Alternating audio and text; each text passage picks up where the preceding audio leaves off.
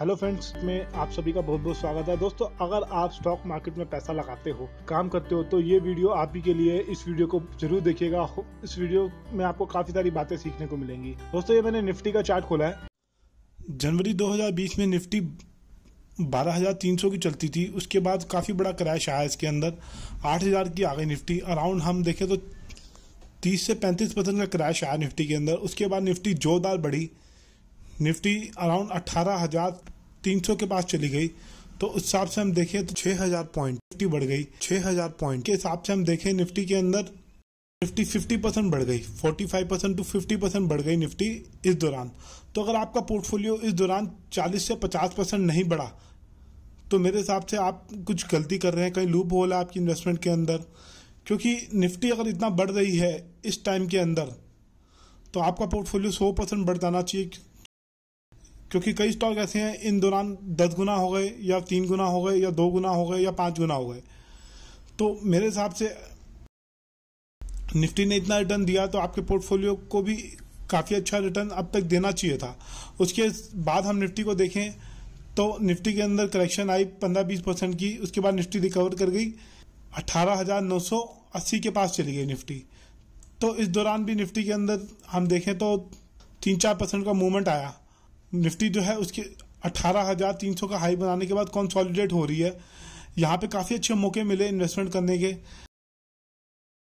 दोस्तों, अगर आपका पोर्टफोलियो, अगर आपने कुछ स्टॉक मार्केट में शेयर में इन्वेस्ट कर रखा है, अगर आपका पोर्टफोलियो इस टाइम में 30% नहीं बढ़ा, 30%, 35%, तो मेरे हिसाब से आपको स्टॉक मार्केट में पैसा नहीं लगाना चाहिए।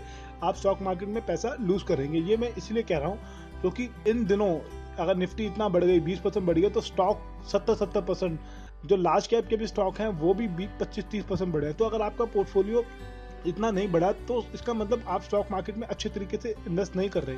या तो आपको अपना तरीका बदलना होगा अगर आप स्टॉक मार्केट में ही इन्वेस्ट करना चाहते हो। तो इसके लिए 2 ऑप्शन है बेस्ट। या तो आप स्टॉक मार्केट में पैसा इन्वेस्ट करना बंद कर दो, आप म्यूचुअल फंड को बाय करो, SIP करो, अच्छे म्यूचुअल फंड लेके उसमें इन्वेस्ट करो। या फिर अगर आपको स्टॉक मार्केट में इन्वेस्ट आप करना ही चाहते हो, आपका मन नहीं मानता म्यूचुअल फंड को बाय करने के लिए, तो आपको अपनी बहुत ज़्यादा स्टडी करनी होगी, आपको अच्छे अच्छे स्टॉक में इन्वेस्ट करना होगा।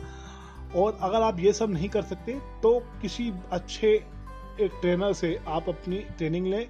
ये मैं सब इसलिए कह रहा हूँ क्योंकि मुझे कुछ मेरे व्यूअर ने बीच में कमेंट किया था, तो उन्हीं का जवाब देने के लिए मैं वीडियो बना रहा हूँ। तो दोस्तों, वीडियो बनाने का मकसद आपको डराना नहीं है, आपको समझाना है कि निफ्टी इतना बड़ी है और आपका पोर्टफोलियो अगर नहीं ग्रो कर रहा तो इसका मतलब कहीं ना कहीं आप गलतियां कर रहे हैं, कहीं ना कहीं आपके इन्वेस्ट करने के तरीके में कहीं लूप होल है एक।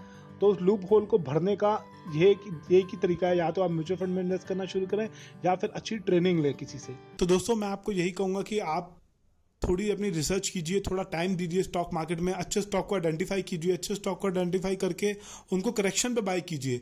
आप म्यूचुअल फंड का पोर्टफोलियो को एनालाइज कर सकते हैं, उसके अंदर देख सकते हैं कौन कौन से अच्छे स्टॉक में उन्होंने पैसा लगा रखा है, किस हिसाब से डाइवर्सिफिकेशन कर रखा है। आप उनके स्टॉक को देख के उस पर स्टडी करके फंडामेंटल और टेक्निकल एनालिसिस करके आप उनमें इन्वेस्ट कर सकते हैं। आपको अच्छा रिटर्न मिलेगा, अच्छा मुनाफा होगा, क्योंकि उन्होंने करोड़ों रुपया लगा रखा, कुछ सोच समझ के ही लगाया होगा, काफ़ी रिसर्च करके ही लगाया होगा। उसमें से हो सकता है अगर आपने 10 स्टॉक चुने उसमें से 2-3 स्टॉक अच्छा नहीं करेंगे, लेकिन ओवरऑल देखा जाए तो बाकी स्टॉक अच्छा परफॉर्म करेंगे। तो अगर आपका पोर्टफोलियो इतना नहीं बढ़ रहा है, रिटर्न नहीं बना पा रहे हैं आप, तो मैंने जैसे बताया म्यूचुअल फंड एक अच्छा तरीका है, या निफ्टी ETF अच्छा तरीका है।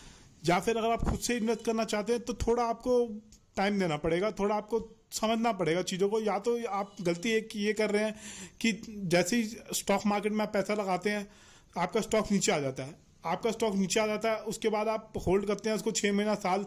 जैसे ही रेट आते हैं आपके रेट तक, मतलब जिस प्राइस पे आपने बाय किया होता है वहां तक रेट आते हैं, उससे 2-3%, 5% बढ़ता है, बेच के निकल जाते हैं। उसके बाद कुछ टाइम बाद आप देखते हैं 15-20%, 30% बढ़ गया वो।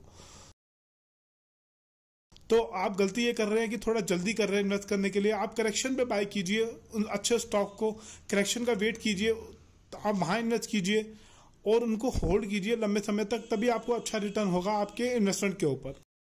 तो मैं उम्मीद करता हूँ कि मेरे जिन भी व्यूअर ने मुझसे सवाल किया था उनको अपने क्वेश्चन का आंसर मिल गया होगा।